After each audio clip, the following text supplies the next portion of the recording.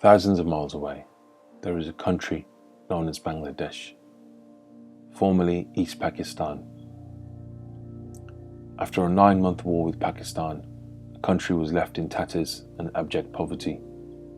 Global media highlighted the situation, and even the Beatles' George Harrison got involved and put on a fundraiser concert to raise awareness.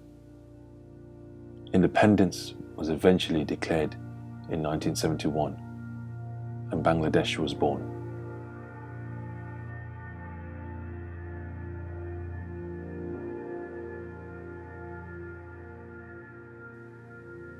Bangladesh is now seen as a fast developing nation and a financial powerhouse in world economy. But not many until this day are aware of this country, which sits next to India. It's something that many of us who have roots in the country are troubled by. Troubled that when we say we are from Bangladesh, often there are blank expressions. People are familiar with India or Pakistan, but Bangladesh? What comes to mind when one says Bangladesh? It's a beautiful, lush, green nation where tea, jute, and muslin originates. It's a place where hospitality is woven into the fabric of the nation and its people, where on a regular day, 4 to 5 unique curried dishes are cooked and eaten as standard. There is a passion to host, to serve and honor the guest, to welcome people to dine and eat with us.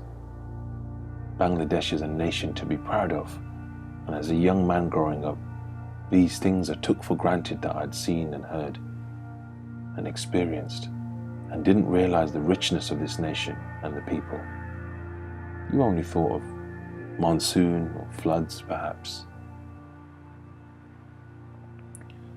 And it is out of frustration that I was driven to act to try to change things. That limited perspective, that narrow view really bothered me. But perhaps it's not people's fault. Perhaps we as Bangladeshis didn't do a very good job of representing.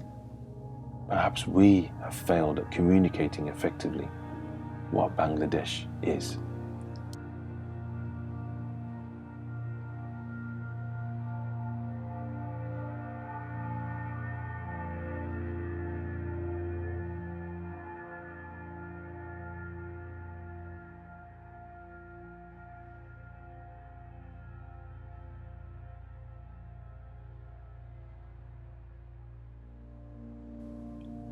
I knew that the Bangladeshis, like my late father, were behind something really quite extraordinary.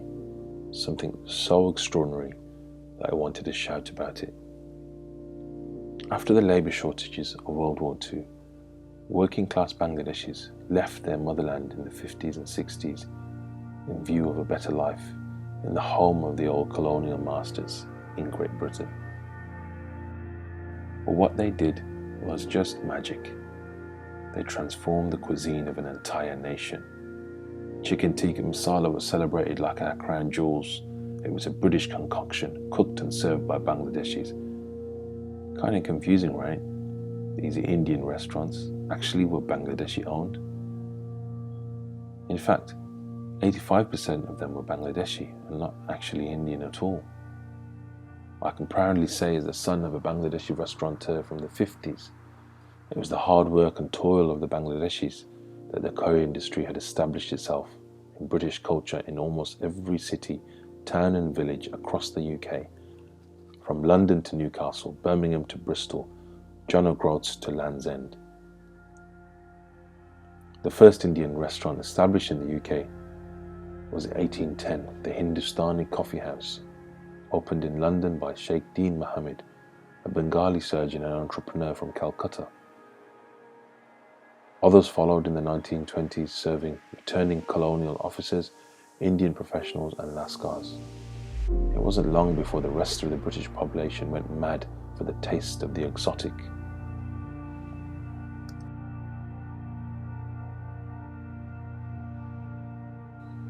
Most of us can identify with these worlds created, these dark, Mughal-inspired, elegant interiors, with its flock wallpaper and golden picture frames of the Taj Mahal.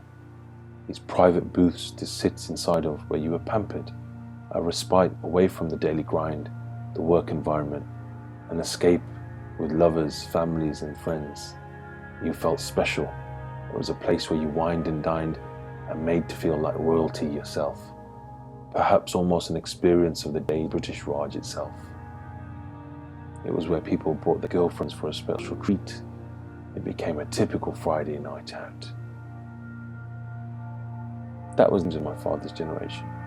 They wanted to bring a bit of the homeland, the Indian subcontinent, into the high streets by bringing a bit of spice to British life, to the host nations which they had adopted as home.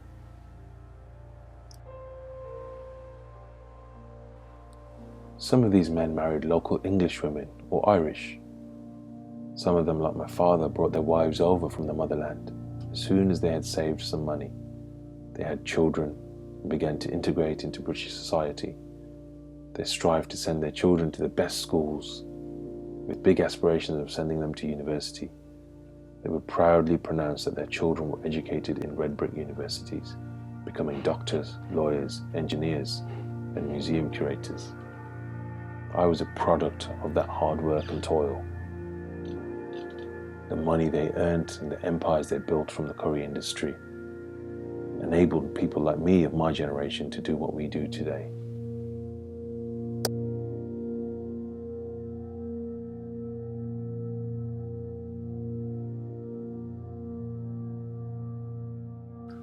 After the passing of my father, I had a strong desire to capture this forgotten legacy of immigrant men that came here and made a life for themselves.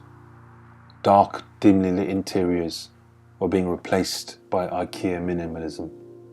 It was kind of sad, really, as all the nostalgia of the booths, which we all loved, the private space, were being lost and forgotten as things evolved.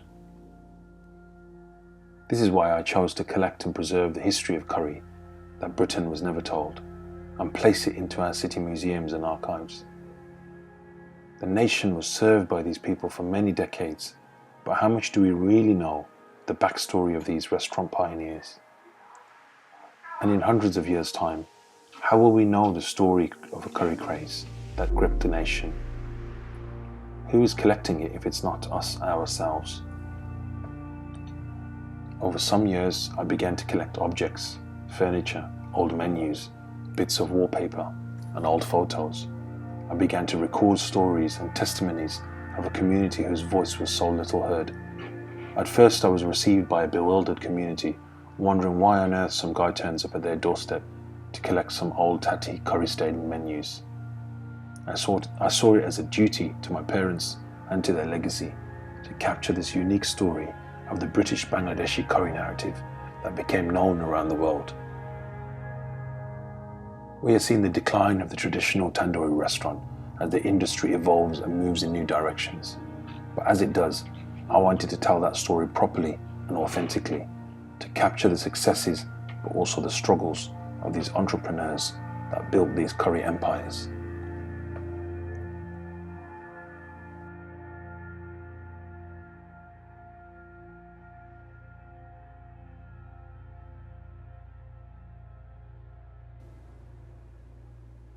Many years ago, I recall a moment with a regular customer who had the privilege of entering past those kitchen doors to say hello to the chef and the lads. He spots this big pot being stirred in the kitchen. It was the staff curry. He asked to try some, and never forget his face when he entered our world through our food. He went silent for what seemed like forever. We waited.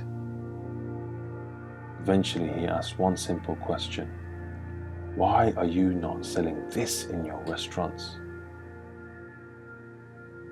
And he was right. Why didn't we? It was baffling. Why did we not have the confidence in the home-cooked traditional dishes of Bangladesh? Why did we leave that cuisine in our homes and instead we were pushing Vindaloo and Madras?